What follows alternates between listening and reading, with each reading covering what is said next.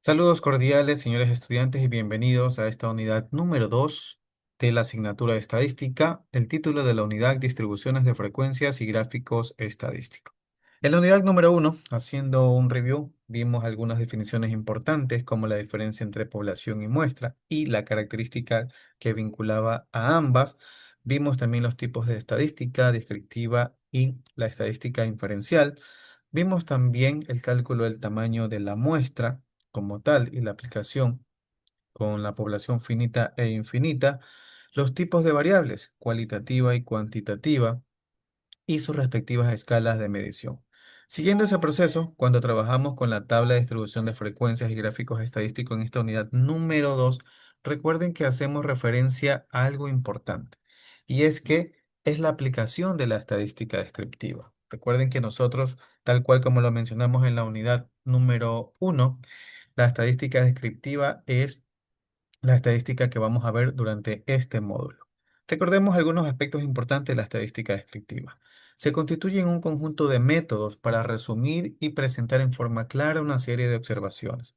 Recordamos que, como lo dice el inciso número 2, estamos trabajando con tablas de distribución de frecuencia, con gráficos estadísticos, como el gráfico pastel, como el gráfico de barras, como el histograma, como la ojiva y las diferentes medidas, las medidas de tendencia central, como lo es el promedio, la media, la mediana, y las medidas de dispersión, como lo es la varianza, como lo es la desviación estándar y la desviación media.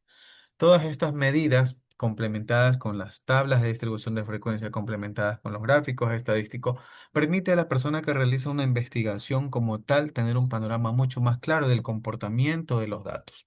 Y de esa forma poder sacar en este sentido información valiosa que te permita tomar decisiones. Pero ¿dónde se organiza toda esta información, todos estos datos que se recopilan en una investigación? Porque al hacer el proceso inicial, toda la información está totalmente desordenada. Pues la información extraída de una población o muestra contiene resultados que pueden ser cualitativos o cuantitativos. Ustedes ya conocen esta diferencia como tal, pero esta información tiene que organizarse. Viene desordenada y es nuestra labor aplicando estadística organizar de manera correcta y eficiente estos datos. Un método para organizar y clasificar, por supuesto, es la respectiva tabla de distribución de frecuencia. Cuando hablamos de esta palabra frecuencia como tal, desde el punto de vista cotidiano, frecuencia es como que lo que más se repite, frecuencia es en este caso número de veces. Si lo vemos desde el punto de vista estadístico, ¿qué es la frecuencia? Como vemos en pantalla, es el número de veces que se repite una característica o un valor. Característica si es cualitativa o un valor si es una variable cuantitativa en un conjunto de observaciones o un conjunto de datos. La distribución de frecuencia entonces es un método estadístico para describir cómo se comportan estos datos. Porque al realizar una investigación y al levantar, en este caso, eh, los datos como tal, los datos me van a proporcionar una información. Información que una vez que es gestionada, te va a indicar cómo es su comportamiento. ¿Qué me quieren decir esos datos?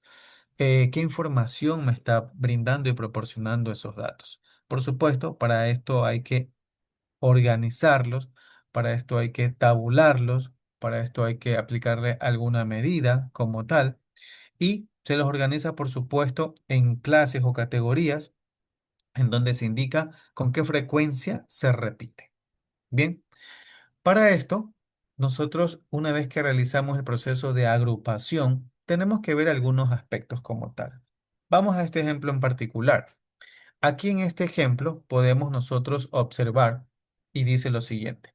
Se contó en un periodo de 20 días, es decir, desde el día número 1 hasta el día número 20, la inasistencia a clases en uno de los cursos de informática en alguna unidad educativa. Y los datos que se presentaron a continuación fueron los siguientes. En el día 1 hubieron 2 inasistencias, en el día 2 0 inasistencia en el día 3 3 inasistencias en el día 4 4 inasistencias en el día 5 3 inasistencias. Y así sucesivamente hasta el día 20, que es el último dato donde hubieron dos inasistencias. Podemos ver números que van desde que van desde cero inasistencia hasta cinco inasistencias en un día.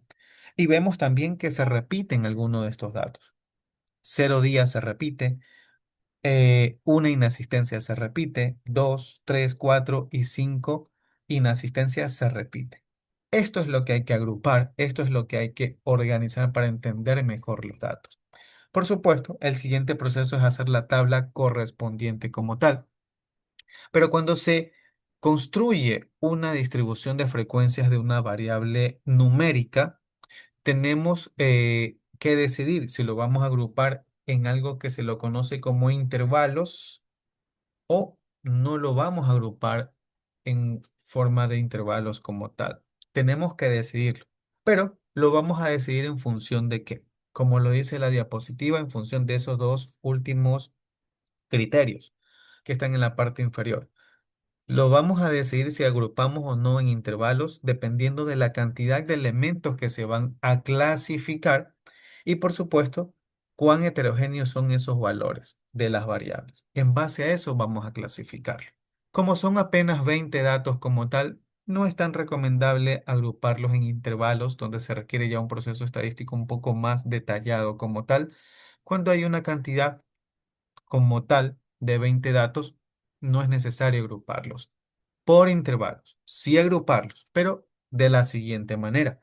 A continuación estoy mostrando o presentando una tabla de distribución de frecuencia donde, parte importante también vamos a ir analizando, hay un encabezado.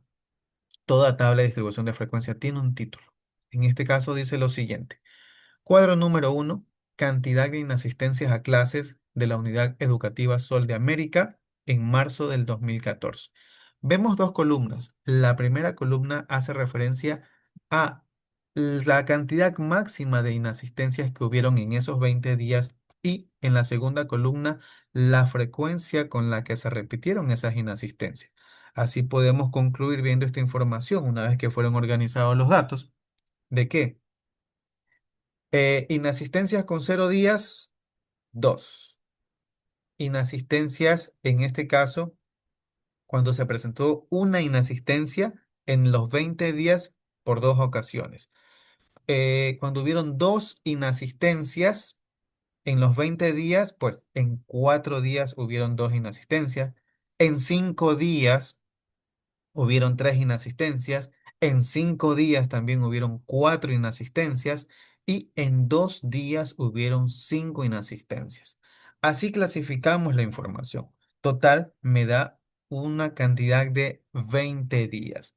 Ahí vemos la frecuencia justamente asociada a la cantidad de inasistencias presentadas en un día.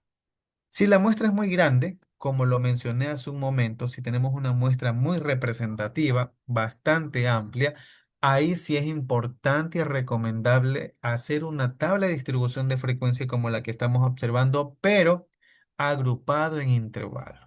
Por supuesto, para eso se necesitan procesos un poco más detallados, como calcular, en este caso, el rango, calcular la amplitud, elaborar los intervalos, clasificar los datos en cada uno de los intervalos y hacer el resto del proceso.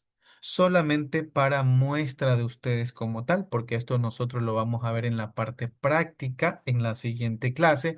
Esta es una tabla de distribución de frecuencia para datos discretos, cuando en este sentido pues tenemos una mayor cantidad de información. Aquí en esta tabla podemos ver 42 datos agrupados en intervalos. ¿Cuáles son los intervalos? Es la primera columna del lado izquierdo.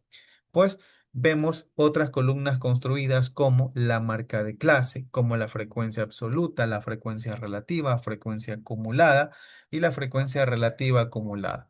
Así sucesivamente nosotros iremos construyendo la información. Cada una de esas columnas merece un proceso, cada una de esas columnas, alguna de ellas se aplica a algún tema de fórmula como tal y lo vamos a trabajar de manera práctica en la siguiente clase. De mi parte, ese ha sido esta cápsula de la asignatura de estadística de la unidad número 2. Por favor, estimados estudiantes, seguir en la participación del foro y revisar las actividades y, por supuesto, las diapositivas de esta unidad número 2. Gracias de antemano y nos vemos en el próximo encuentro. Pasen bien.